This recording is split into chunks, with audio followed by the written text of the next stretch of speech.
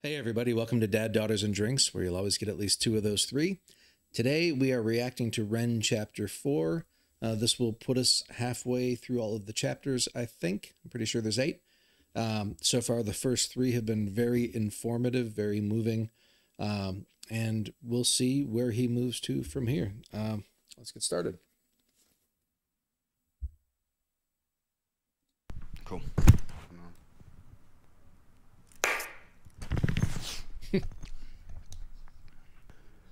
During the year I spent living back with my mum, I was leaning even more heavily into scouring the internet for answers. It became like an obsession. Most people my age were watching porn. I was on PubMed learning about mitochondria. I educated myself in things like methylation, the building blocks of mitochondria, various immune cells and their functionality, and which supplements could help theoretically bring about homeostasis in my body. If you're not familiar, mitochondria are what they call the powerhouse of the cells. This is where all I think the ATP is made. If I remember correctly, it's been a while since I've done biology, even though I used to actually be a biologist. Interesting thing about mitochondrial DNA is it is one chromosome only. It's got its own chromosome, and it's passed from mother to children. There's no paternal, mitochondria DNA, so it actually stays pretty pure. And so I guess if he's researching mitochondria, methylation, I think in the area that he's talking about has to do with how you activate and inactivate certain parts of DNA by methylating it. You probably don't care about this, but it's one of the few times I can actually talk about biology in my normal life.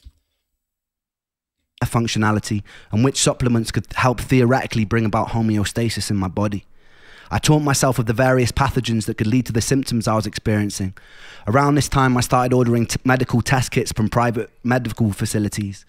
I had a eureka moment when, after posting some poop in a tube to a lab in London, I discovered I had an amoeba and another more benign gastrointestinal parasite.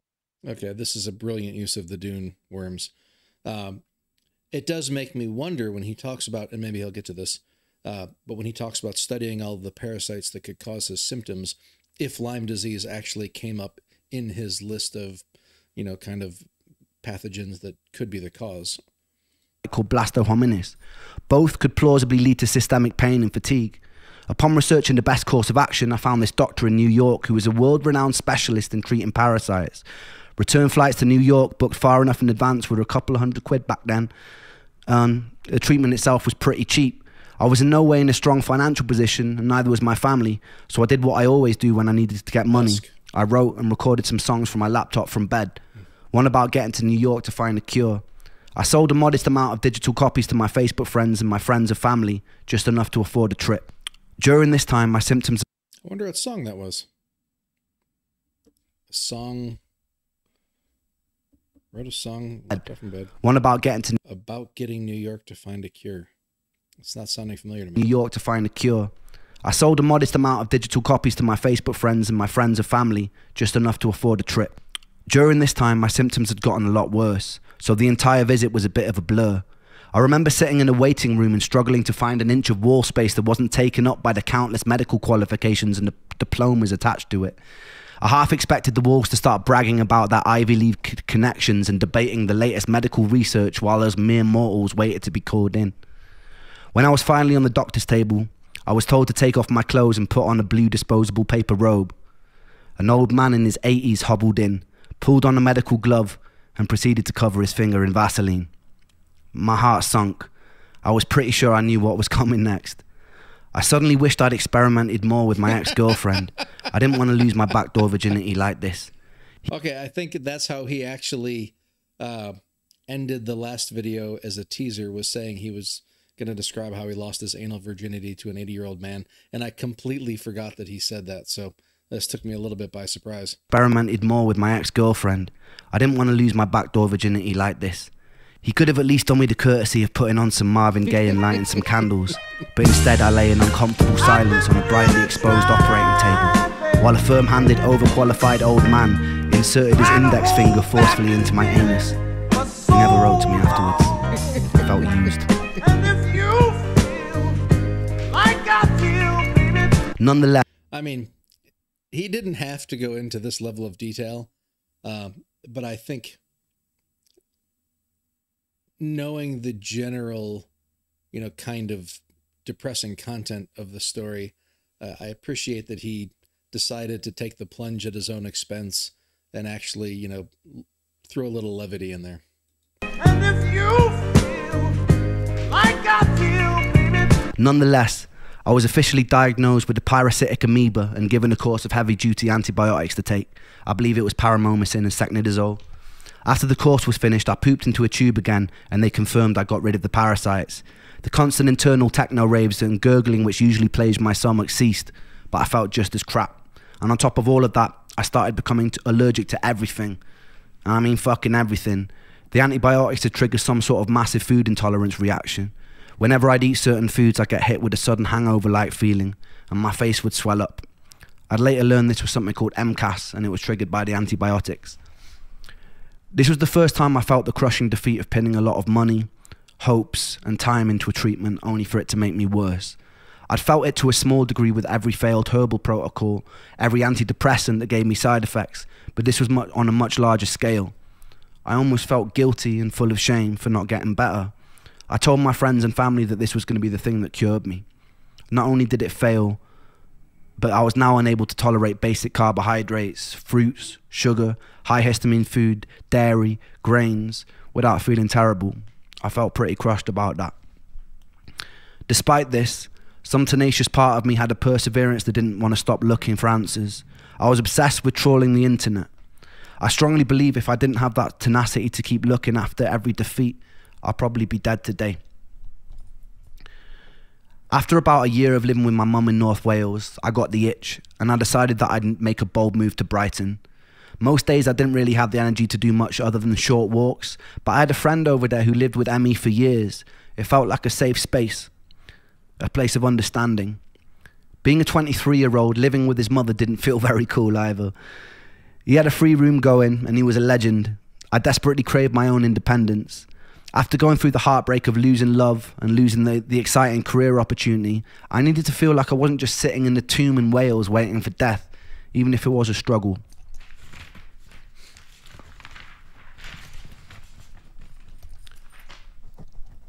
I made the move.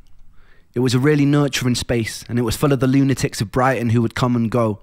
I was still living in a thick haze, but I was meeting people who weren't judging me for it. With this safety, I was slowly finding my personality again. Despite the comfortable environment, it seemed my symptoms were only getting worse.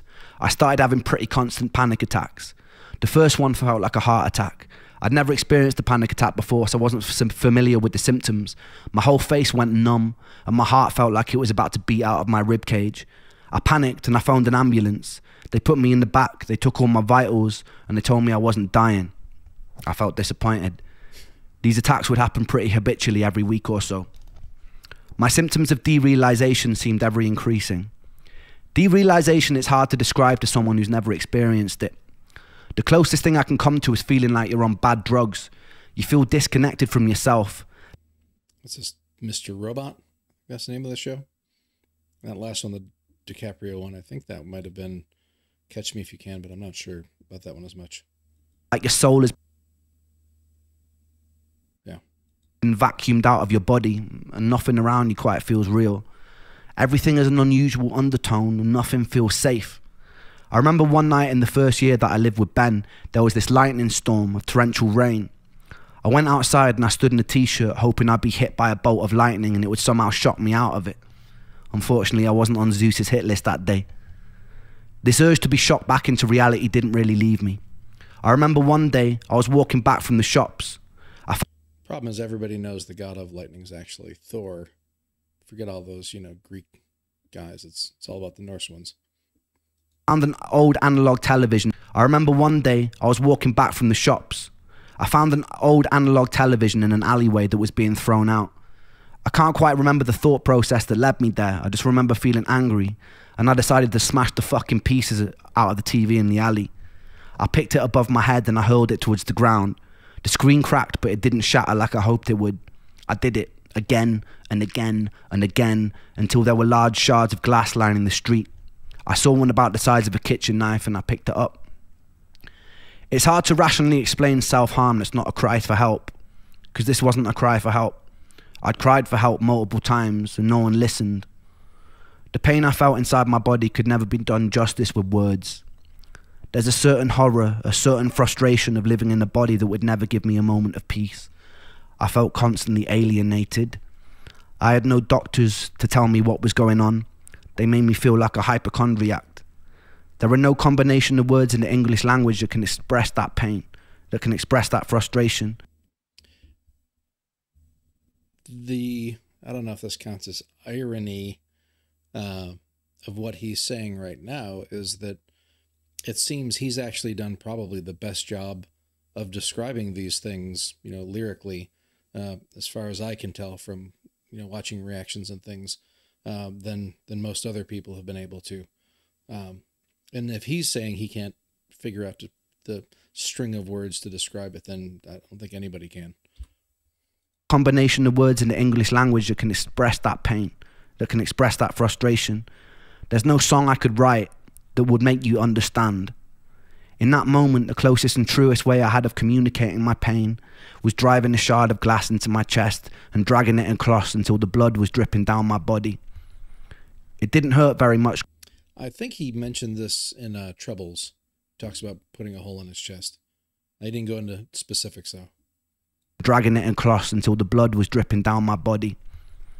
It didn't hurt very much compared to what was already going on inside of me.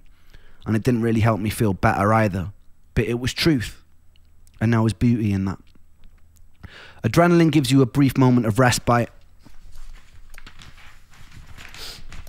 But it wasn't long until I was exactly where I started. Just decorated in a little bit more blood than usual. I made sure nobody saw. I didn't want to cause any alarm. I didn't want anyone to be worried. So I cleaned it up when I got home. And then I resumed the life of the undead. In the next episode, I'll tell you the story of when I was stabbed by an ancient sword and when I met one of the most talented people that I know. It just dawned on me that the camera views are slightly moving like they're handhelds. And it's interesting that if you're just going to be sitting there talking, that it wouldn't be on a tripod or something.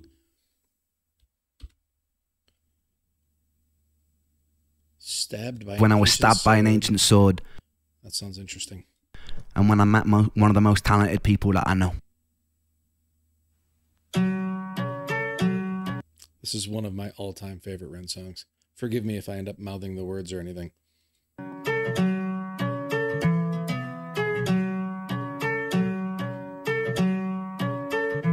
I got tears on my sleeves, hold on, and holes in these jeans, hold on. I haven't slept in weeks, hold on. I haven't found no peace, hold on. I get my teeth tied, hold on, and these tears run dry, hold on. Two bloodshot eyes, hold on. It almost feels like they've slightly slowed it down just a little bit. Like it sounds like the key's just a little bit lower and the beat's just a little slower. Maybe it's just faster in my head. Two bloodshot eyes. I don't belong here, in a place where life has left me. I'm 25 going on 150. My body feels old and I'm trying to lift the weight from my soul, but it's moving against me. I've emptied out my theodox, I lift my middle finger up, I'm screaming fuck you to all the demons here that keep me stuck. The pain is sharp like paper cuts, I hate too much, but yes I trust. I must combust, I must blow up, I must have roll this courage up. Boom, sparks fill the room, I'm feeling the rhythm I move. My soul is more worn than the soles in my shoes. Nike trainer blues, a man with none to lose. I think I lost my sanity, calamity in shoes. Poor choice maker, I rip out the pages of fate, then I roll them up like bizzle of paper. Taker, lung full of destiny, a man with no part, this a very strange entity. Tears on my sleeves, hold on, and holes in these jeans, hold on. One thing I love about this song is when I hear him doing, I think I've heard one or two like Instagram or live streams or whatever, where he's playing it and he's doing it totally differently. Like the words and the melody are essentially the same, but he's kind of got different chord progressions he does that sometimes are kind of reggae, sometimes they're a little slow. Very, very interesting. It seems like a song that has a lot of versatility, versatile potential, even though what you hear going on in the background here most of the time is just kind of a single chord with a little bit of a moving bass line going on. I haven't slept in weeks, hold on. I haven't found no peace, hold on. I get my teeth tied, hold on, and these tears run dry, hold on. Two bloodshot eyes, hold on. Two bloodshot eyes. Do you ever question your fate? The questions I make, is this all predetermined, the script or a play? Am I the protagonist in this tragedy, or will I be the author of stories unmade? If so, I'll dip in my quill to my ink pot, keep on writing, never stop until my beating heart it flops. I'll write a whole different story. Scene one, a boy full of hope, a boy full of glory. Who stutters, I'm up to the top. Would rather be tougher and live it smoothly like butter, but not so bitter from cut up. And so I sit up and shut up. It's like I lit up and struck up the courage never to fuck up. And now I'm feeling the ruckus, feeling the static, and now I'm feeling the flames, and now I'm feeling the strength inside the ring with my pain. My boxing gloves and my hope that I trust to bust an uppercut, cut my demons up. What? Beam like a tsunami, smooth like a punani, bend the birds like origami. Salvador, I'll be the Dali. Only love like Bob Marley, golden ticket, call me Charlie. Riding Harley's Bengali, Tiger Star, call me Arnie. I'll be back. Now cut the slack, track your facts, relax, shit in the beast, and then seek it in the peace. And I'll reach the canopies, and yes, we climbing, building a brave new world inside a whole new designing. With all this fire, we burn like the sun. A new dawn is rising, a new dawn it comes. Yeah, diggity diggity down with all the. It's funny, for all the times that you hear a song like this, you can still hear things that you haven't heard before, especially if you've got headphones on. Just now there was this part where there's this really deep voice paralleling or layering on top of what he was saying. We burn like the sun. I've never heard that before. New dawn is rising, a new dawn it comes. Yeah, diggity diggity down with all this corporation. They burn up the land for the greed that they run. Run deep with their roots, but their roots can be lifted. I'll be a renegade, yes, I'll make a fist kid. Try to seek truth in the kingdom of lies. A boy so lost with two bloodshot eyes. Tears on my sleeves, hold on. And holes in these jeans, hold on. I haven't slept in weeks, hold on. I haven't found no peace, hold on. I get my teeth tied, hold on. And these tears run dry, hold on. Two bloodshot eyes, hold on. Two bloodshot eyes. Ha, ha, ha. Hold on. Hold on. Ha, ha, ha. Hold on. Hold on. Two bloodshot eyes. Hold on. Hold on. Two bloodshot eyes.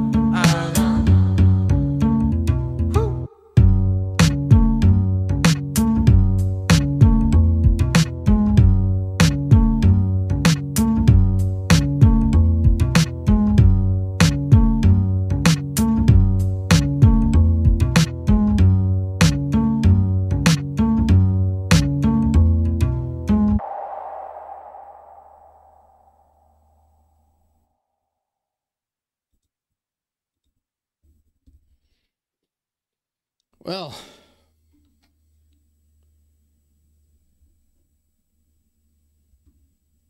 man, it's just so rough.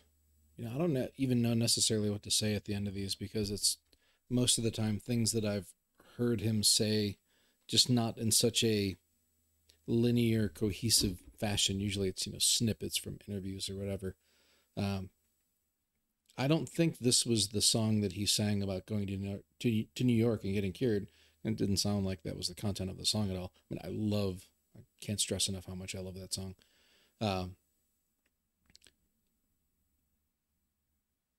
I'm wondering if we're getting near a point where things are going to start turning around a little bit. Maybe in another episode or two. He just talked there about this would be the point which he would meet one of the most talented people he knew. And I think at this point he's in his kind of mid to late 20s. So I know he had, you know, already met Sam Tompkins already, of course. So I wonder if this is going to be like Romaine or somebody. I mean, could end up being nobody that I've ever heard of either, or somebody that's just, you know, not somebody I'm thinking of from the right time frame. But it'll be interesting to see. I kind of really enjoy these little snippets. I like the songs that he's putting at the. I wonder if there's like the content of the songs that he's playing. I wonder if they're like dated from the time period that he's talking about. Is it just the content was what he's feeling at the time? I wonder if there's anything behind that. I haven't looked through the comments or descriptions or anything really, so I don't know if there's any explanation as to how he's picking the songs that he puts at the end. But I think it's pretty cool that he's doing it. Yeah. Anyway, so I think that's it. I'm looking forward to number 5.